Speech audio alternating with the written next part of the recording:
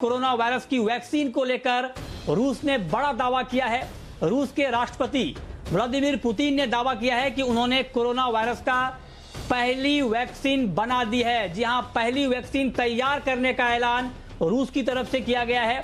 Putin ने ऐलान किया है कि इस वैक्सीन को रूस के स्वास्थ्य मंत्रालय से मंजूरी मिल गई है और यह दुनिया की पहली कोरोना वायरस वैक्सीन है। जी हां, दुनिया की पहली कोरोना वायरस वैक्सीन का दावा किया है और रूस के राष्ट्रपति ने बताया कि उनकी बेटी ने भी इस वैक्सीन को लिया है। यह बहुत महत्वपूर्ण बात है जो दावा पुतिन की तरफ से किया गया है कि उनकी बेटी ने इस वैक्सीन को लिया है। पुतिन ने बताया कि वैक्सीन लेने के बाद कुछ देर के लिए उसका तापमान बढ़ा, लेकिन अब उनकी बेटी बिल्कुल ठीक है। उन्होंने कहा कि रूस जल्द ही इस वैक्सीन का बड़े स्तर पर, बड़े पैमाने पर उत्पादन शुरू कर देगा। इस वैक्सीन को मॉस्को के गामेलिया इंस्टीट्यूट ने डेवलप किया है। जी हां, इस वक्त की बड़ी खबर, जिस खबर का बेसब्री से दुनिया को इंतजार है, उस खबर को लेकर के पहली न्यूज आ गई है जिसका दावा रूस की तरफ से किया गया है वैक्सीन बनाने का। और इस पर बातचीत करने के लिए हमारे साथ WHO विश्व स्वास्थ्य संगठन के पेशेंट सेफ्टी के एडवाइजर डॉक्टर JS अरोड़ा जुड़ चुके हैं फोन लाइन पर। सर, बहुत बहुत स्वागत है आपका। मेरा पहला सवाल आपसे यही होगा कि हमारे साथ जुड़ चुके हैं अरोड़ा जी। सर, अब मैं आपसे ये पूछना चाहता हूं, मेरा पहला सवाल आपसे ये होगा कि रूस के इस दावे में आपको कितना दम दिख रहा है। मैं ये सवाल आपसे इसलिए पूछ रहा हूं कि रूस ने कहा है कि ह्यूमन ट्रायल शुरू होने के 2 महीने के भीतर अंदर ये वैक्सीन तैयार कर लिया गया है। क्या सुरक्षा मानदंडों पर यह वैक्सीन खरा उतरता है? क्या कहेंगे इस पर आप? देखो, ऐसा है कि जो वैक्सीन का ट्रायल होता है फेज 1, फेज 2, फेज 3, तो फेज 1 में थोड़े से कुछ लोगों को दिया जाता है, उसकी एफिकेसी और सेफ्टी देखी जाती है। फेज 2 में थोड़े लार्ज ग्रुप के देते हैं और उसमें फिर और एडोलसेंट है, अपना ओल्ड एज है, हर एज ग्रुप का डिफरेंट ट्रायल होता है। और फेज 3 में जाके लार्ज जो एक्चुअल पॉपुलेशन है वहां दी जाता है और उसको कंपेयर करते हैं कि वो जिसको वैक्सीन मिला है या जिसको नहीं मिला है तो कितनी परसेंटेज का फायदा हुआ है। तो जो रूस की रिपोर्ट हमने देखी है, उन्होंने 15 जून के आसपास 38 लोगों को सिर्फ वैक्सीन दिया है, जो कि 15 और 20 जून को उन्होंने उसको डिस्चार्ज किया है। अब इतने कम टाइम के ऊपर, इतने कम लोगों के ऊपर जो ट्रायल हुआ है, उसमें सेफ्टी कंसर्न तो है ही। और इसमें WHO ने भी कहा है कि जो स्पेशली, अब वैसे तो हर एक को बोला है कि प्रोटोकॉल फॉलो किया जाए, रशिया को स्पेशली कहा गया है कि आप जो प्रॉपर गाइडलाइंस और प्रोटोकॉल फॉलो की जाए। तो ये थोड़ा सा शक की बात है। हालांकि वो रशिया वाले कहते हैं कि हमारा जो वैक्सीन है वो एडिनो वायरस के ऊपर है और स्पाइक प्रोटीन के साथ मिलके है, तो वो उसमें रेप्लिकेट नहीं करेगा और नुकसान नहीं करेगा।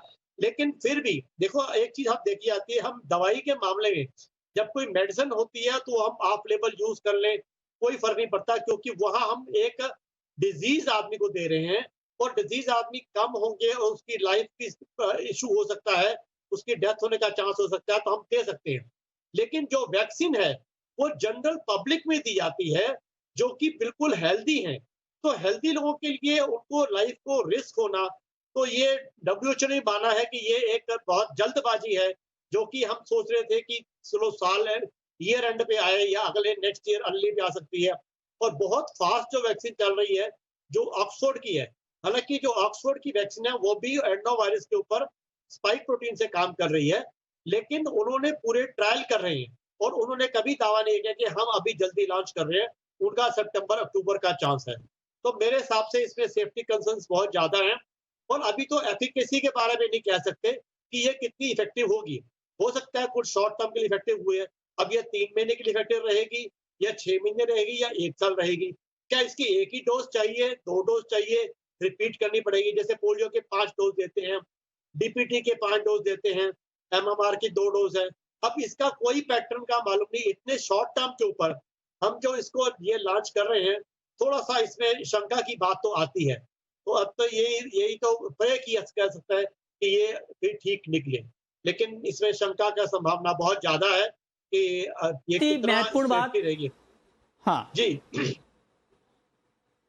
ये बहुत ही महत्वपूर्ण बात आपने कही है। जो दर्शक हमें इस वक्त देख रहे हैं, इस बड़ी खबर के ऊपर आप सुन रहे हैं विश्व स्वास्थ्य संगठन के एडवाइजर की राय, और उन्होंने बिल्कुल साफ कहा है कि इतनी जल्दबाजी में वैक्सीन का आना सुरक्षा मानदंडों को लेकर चिंता तो पैदा करता है, शक तो पैदा करता है। यह बहुत ही महत्वपूर्ण बात है, क्योंकि विश्व स्वास्थ्य संगठन के एडवाइजर ये बात कह रहे हैं, ये बहुत अपने आप में अहमियत रखती है।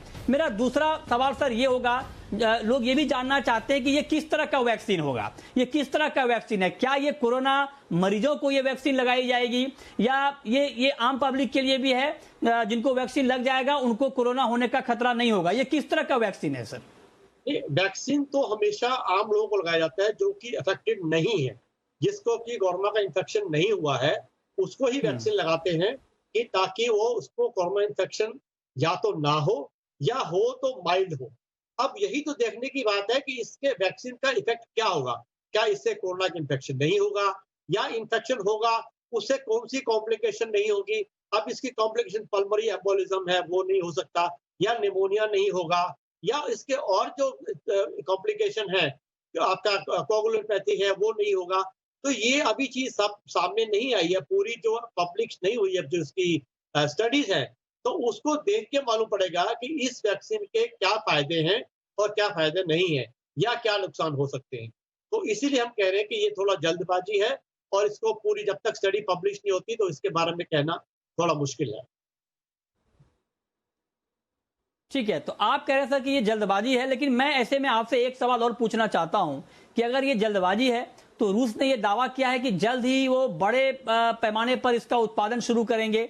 तो जब उत्पादन होगा रूस में और ये बाकी देशों में जाएगा, तो क्या बाकी देशों में पहले इनको सेफ्टी मानदंडों पर पहले इन्हें परखा जाएगा, तब एंट्री मिलेगी इस दवाई की?